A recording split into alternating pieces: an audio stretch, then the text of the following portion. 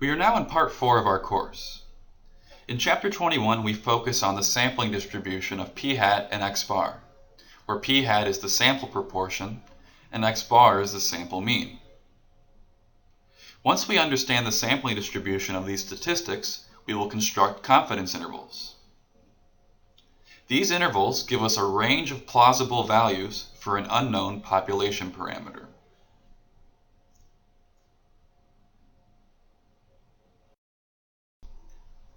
These are the concepts that we will discuss in chapter 21.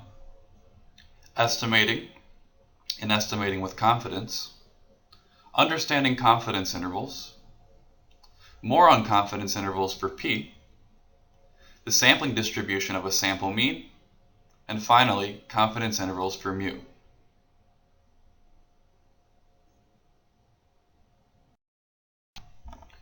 Recall, the goal of statistics is to draw conclusions about a population using data from a sample. Parameters are the numbers that describe a population, and statistics are the ones that describe samples. The purpose of a statistic is to estimate the value of a parameter, as it is typically unknown. We can again use this model to visualize the process. We begin with a population about which we want information. We use a representative sample and collect data. Finally, using the data in the sample, we compute a statistic and make an inference about the population as a whole.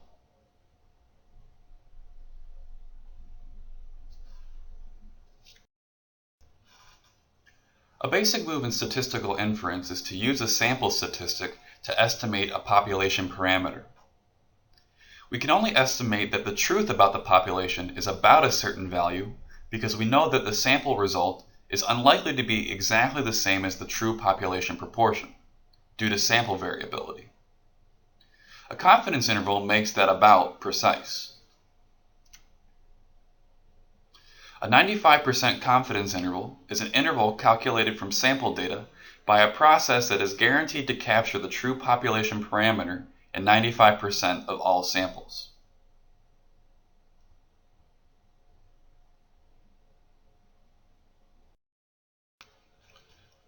To compute a confidence interval for an unknown proportion p, we need to know some basic facts about p hat. In particular, we need to know its sampling distribution, which tells us the values p hat can take and how likely these values will occur. Suppose we take a simple random sample of size n from a population with unknown proportion p.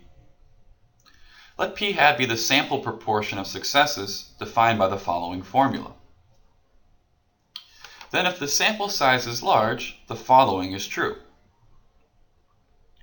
First, p hat has an approximate normal distribution, so the sampling distribution can be described by a normal curve. Next, the mean of the sampling distribution is p, the parameter p hat is estimating. Finally, the standard deviation of the sampling distribution can be found by the formula square root of p times 1 minus p over n.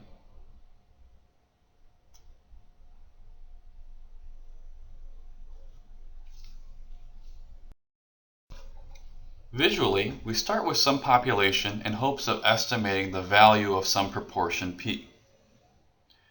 From the population, several samples of size n are taken, and the value of p hat is computed each time. According to the previous slide, the distribution of the values of p hat has an approximate normal distribution, so we can represent this distribution with a normal curve. The curve is centered at p, as this is the mean value of p hat, and the width of the curve is determined by the value of square root of p times 1 minus p over n.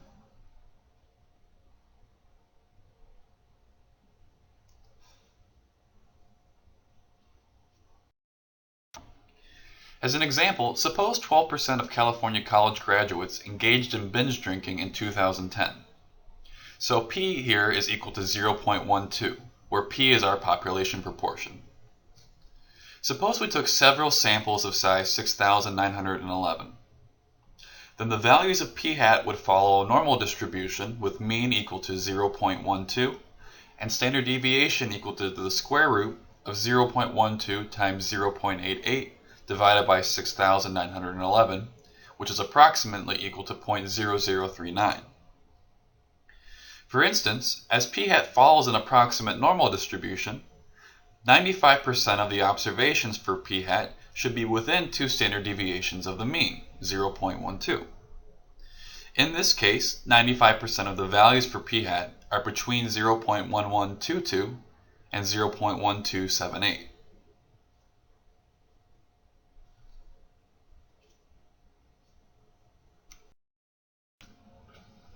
Let's now discuss how one computes a confidence interval.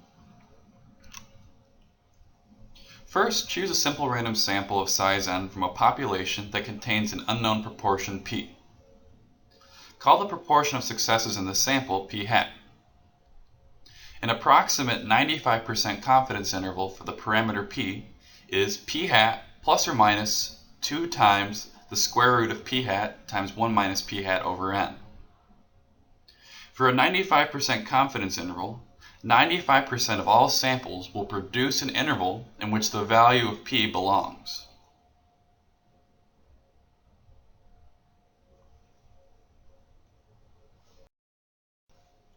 Now you try one. A May 2011 Gallup poll consisting of a random sample of 1,018 adult Americans found that 31% believe gambling is morally wrong. Find a 95% confidence interval for the proportion of all adult Americans who believe gambling is morally wrong. How would you interpret this interval?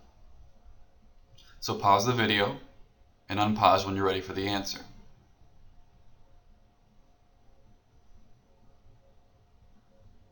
Here p hat is equal to 0.31. Using the formula from the previous slide, we see that our confidence interval is equal to 0.31 plus or minus 2 times the square root of 0.31 times 1 minus 0.31 divided by 1,018. We see with some simplification that our confidence interval is from the range from 0.28 to 0.34. In terms of interpreting this confidence interval, we are 95% confident that the true proportion of all adult Americans who believe gambling is morally wrong in 2011 lies between 28% and 34%.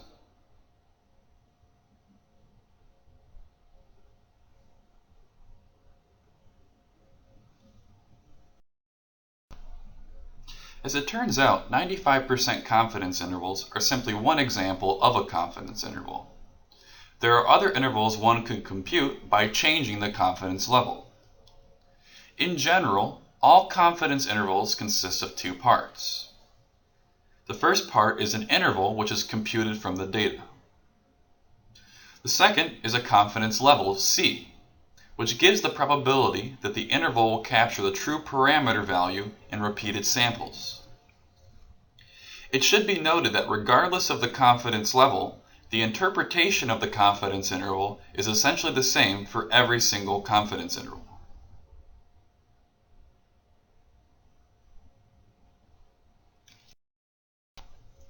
We use the 95 part of the 68, 95, 99.7 rule to form our 95% confidence interval. This range contains the middle 95% of values. Suppose we wanted to be 99% confident. Then we would need to find the range of values for which the middle 99% of observations lie. In general, for any probability C, there is a number z star such that any normal distribution has probability C within z star standard deviations of the mean. Let's visualize this. If we want a confidence level of C, we need to find the standard score z star as marked on the axis for which C% are within z star standard deviations of the mean.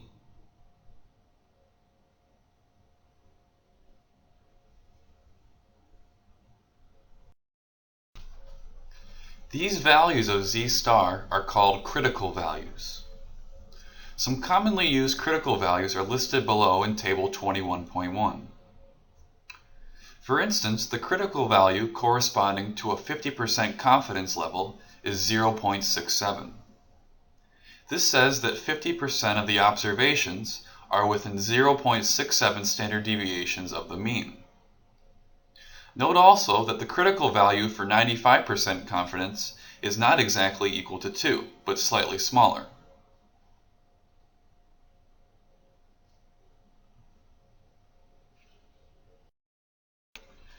We can now define a general confidence interval for an unknown population proportion P. Choose a simple random sample of size n and let p hat denote the sample proportion of successes.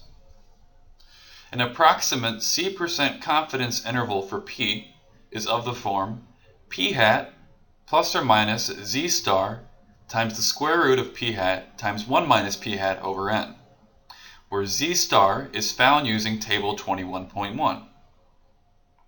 For instance, for a 50% confidence interval, use z star equal to 0.67. For a 95% confidence interval, use z star equal to 1.96.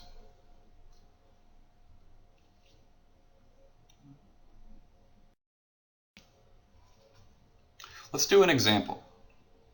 In a random sample of 6,911 college graduates in California, it was found that 792 had engaged in binge drinking in the past year. We want a 99% confidence interval for the proportion P of all college graduates in California who engaged in binge drinking in the past year.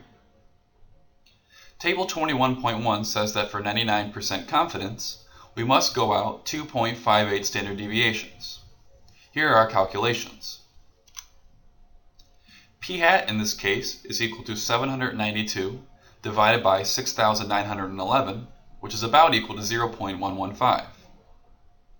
If we substitute these values into our formula for the confidence interval, we see that the left-hand endpoint of the interval is 0.1052 and the right-hand endpoint of the interval is 0.1248. So, we are 99% confident that the true population proportion is between 10.52% and 12.48%. That is, we got this range of percentages by using a method that gives a correct answer 99% of the time.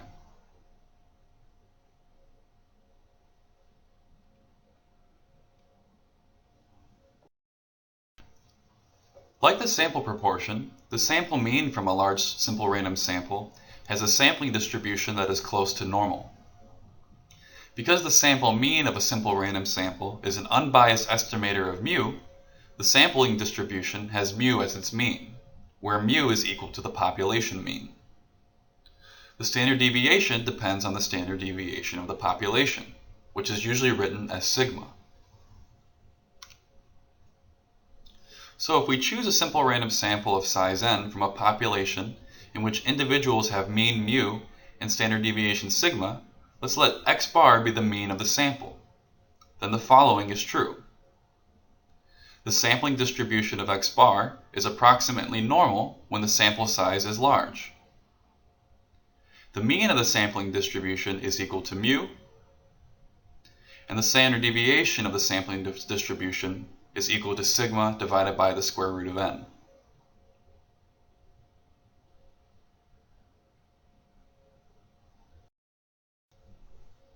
Just as with population proportions, we can compute confidence intervals for unknown population means mu. The standard deviation of the sample mean depends on both the sample size and the standard deviation sigma of individuals in the population. We know n, but not sigma. When n is large, the sample standard deviation s is close to sigma and can be used to estimate it, just as we use the sample mean to estimate the population mean mu. So let's discuss how we can construct a confidence interval for a population mean. Choose a simple random sample of size n from a large population having mean mu. The mean of the sample observations is x bar.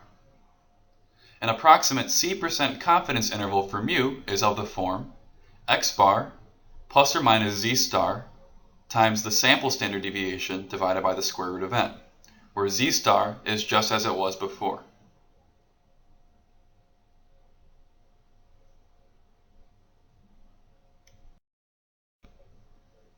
Now you try one. The medical director of a large company looks at the medical records of 72 executives between the ages of 35 and 44.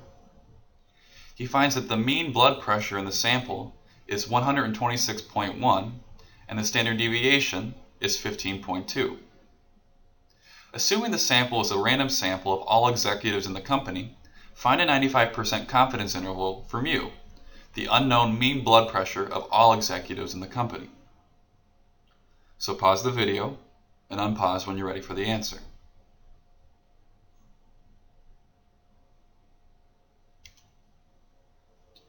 We see that X bar here is 126.1. Z star in this case will be 1.96 as we want a confidence level of 95%. S is equal to 15.2 and N, the sample size, is 72. If we plug all these values into the formula for the confidence interval, we see that its left-hand endpoint is 122.589 and the right-hand endpoint is 129.611.